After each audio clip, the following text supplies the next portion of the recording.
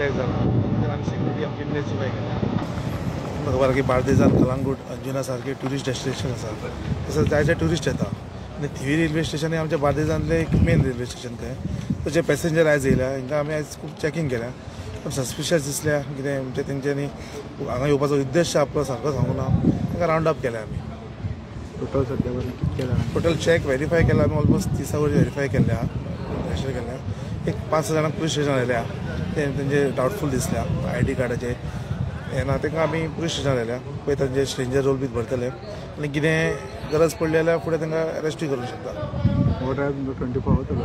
हो ड्रायव्ह आमचो चालूच उरतलो बिकॉज ऑफ रिसेंट थ्रेट चालूच उरतलो. सरप्रायज एक खंयची ट्रेन आमी आयडेंटिफाय करतले तितून चड करून चड लोक येता आनी अशें मदीं मदीं येवन आमी चॅकींग जातली. माध्यमांतल्या लोकांक सांगूंक सोदता की ह्या काळान आमी पुलीस आसा तुमकां कितें सस्पिशियस एक्टिविटी दिसली जाल्यार आमकां लगेच रिपोर्ट करपाचें आमी येतले. आमची पेट्रोलिंग हें चालूच आसतली कितें ऑपरेशन्स चालूच आसतले. तुमचो सहकार्य लागचो आमकां.